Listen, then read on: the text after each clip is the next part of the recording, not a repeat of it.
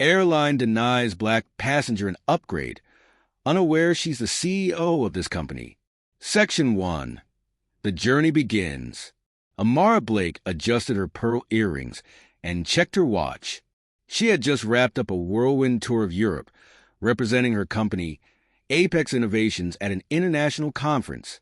As the CEO of one of the fastest-growing tech firms in the U.S., Amara was used to being under the spotlight. Despite her success, she always carried herself with grace and humility. At the bustling Heathrow Airport, she navigated the crowded terminal with her sleek carry-on. Her assistant had reserved a first-class seat for her on the flight back to New York. Amara rarely indulged in luxury travel, but after weeks of back-to-back meetings and sleepless nights, she decided to treat herself. Approaching the airline counter, Amara smiled warmly at the customer service agent. "Good afternoon," she said. "I'm here to check in for the 3:30 p.m. flight to JFK." The agent, a young man with a rehearsed smile, asked for her passport. As he typed her information into the system, his expression faltered. "I'm sorry, Miss Blake," he said. "It seems your seat has been downgraded to economy. We overbooked first class." Amara frowned. "Downgraded? My ticket was confirmed weeks ago. I'm happy to pay the difference if there's an issue." The agent glanced at her and then quickly averted his gaze. "Unfortunately, that's not possible. First class is fully booked, and there are no upgrades available." Amara inhaled deeply, maintaining her composure. "May I speak to a supervisor?" A middle-aged woman in a crisp uniform soon appeared, her badge reading Rebecca, senior agent. Rebecca didn't bother hiding her irritation. "What seems to be the issue?" she asked curtly. Amara explained the situation. Rebecca's eyes flicked over Amara's attire, a tailored blazer and designer heels, before landing on her face. "I'm sorry, but there's nothing we can do," Rebecca said firmly. "You'll have to take the economy seat or book a later flight." Amara stood her ground. "With all due respect, I'm a frequent flyer with your airline, and this treatment is unacceptable. I'm willing to pay for the seat I was promised." Rebecca's tone grew sharper. "Ma'am, we can't accommodate everyone's demands. Please step aside for the next customer." Amara noticed the subtle glances exchanged between Rebecca and the young agent. A sinking feeling settled in her chest, but she refused to make assumptions. Instead, she quietly accepted the boarding pass for an economy seat and moved aside, determined not to let the incident ruin her day. As she made her way to the departure gate, Amara couldn't shake the nagging thought that something deeper was at play. As Amara approached the gate, her sharp instincts caught snippets of whispered conversations. Two flight attendants near the counter were speaking in hushed tones, occasionally glancing in her direction. "She was causing a scene at check-in," one muttered, trying to sound discreet. Amara didn't let her expression falter, but a pang of frustration gnawed at her. She was a seasoned professional, accustomed to commanding respect in boardrooms. Yet, here she was dismissed and diminished without cause. Seated in the crowded economy section, Amara folded her arms, attempting to tune out the discomfort. The seat was cramped, the legroom almost non-existent, and the hum of conversations filled the cabin. It was a stark contrast to the serene luxury of first class, where she had expected to unwind after weeks of relentless travel. Her thoughts drifted to the countless challenges she had overcome as a black woman in a male-dominated industry, from being underestimated in meetings to having her ideas credited to others. She had faced it all. Yet, each time, she rose above the prejudice with grace and grit. The captain's voice crackled over the intercom, announcing a slight delay due to weather conditions. Amara sighed, realizing the journey would take even longer than expected. Minutes later, Rebecca, the same supervisor from earlier, walked down the aisle, her eyes scanning the passengers. Her gaze landed on Amara, and for a brief moment, their eyes met. Rebecca's lips tightened, and she quickly looked away. Amara couldn't ignore the growing unease. The way Rebecca had dismissed her at the counter wasn't just about protocol. It was personal. To distract herself, Amara pulled out her tablet and began reviewing notes for an upcoming investor meeting. Apex Innovations was on the verge of launching a groundbreaking AI product that promised to revolutionize the healthcare industry.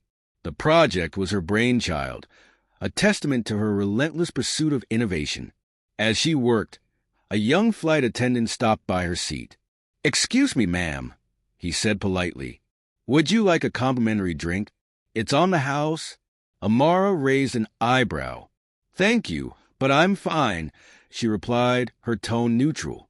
He hesitated, as if wanting to say more, but eventually nodded and moved on. The subtle gestures of kindness from some of the staff only highlighted the stark contrast in treatment she had received from others. It was a microcosm of the biases she had encountered her entire life. Halfway through the flight, Amara heard a commotion in the first-class cabin. Passengers craned their necks to see what was happening, but the closed curtain blocked the view. Moments later, the young flight attendant returned, looking flustered. "Excuse me, Miss Blake," he said. "The captain would like to speak with you." Surprised, Amara stood and followed him to the front of the plane. The curtain separating first class from economy was pulled back, revealing plush seats, ample legroom, and the serene atmosphere she had expected. The captain, a tall man with a calm demeanor, greeted her warmly. "Ms. Blake, I apologize for the inconvenience earlier," he said. "I've just been informed of your status as a valued executive with our airline. Please allow us to move you to first class for the remainder of the flight." Before Amara could respond, Rebecca appeared, her expression a mix of surprise and irritation. "Captain, is this really necessary?" she asked. "The cabin is full." The captain's tone was firm. "We'll make room. Ms. Blake deserves to respect her loyalty to our airline warrants." Amara locked eyes with Rebecca, her gaze unwavering. Without a word, she allowed the captain to escort her to an available seat. As she settled in, she noticed a familiar face in the adjacent seat. It was Charles Rivers, a high-profile investor she had met at the conference in London. "Amara Blake," he exclaimed, clearly delighted. What a pleasant surprise. They exchanged pleasantries, and Charles quickly turned the conversation to business. "I've been meaning to follow up with you about Apex's AI project," he said. "I believe it has tremendous potential." Amara's professionalism took over as they discussed projections, timelines, and potential collaborations. Despite the turbulence of the day, her confidence remained unshaken. As the plane cruised over the Atlantic, Amara couldn't help but feel a sense of vindication. But she also knew this wasn't the end of the story. As the flight progressed, Amara found herself immersed in the conversation with Charles. Their discussion about the future of AI in healthcare was engaging, and Charles, a seasoned investor, was visibly impressed by her vision and the scope of Apex Innovations projects. "You're redefining the industry, Amara," Charles said, leaning back with a smile. "I'd love to set up a meeting with some of my partners to explore this further." Amara nodded graciously. "I appreciate that, Charles. Let's connect once we're back in New York and take it from there." Despite the positive interaction, Amara's mind kept drifting back to the earlier incident at check-in. The dismissive tone, the subtle looks. It wasn't the first time she had faced such treatment, but this time it stung differently. She wasn't just any passenger.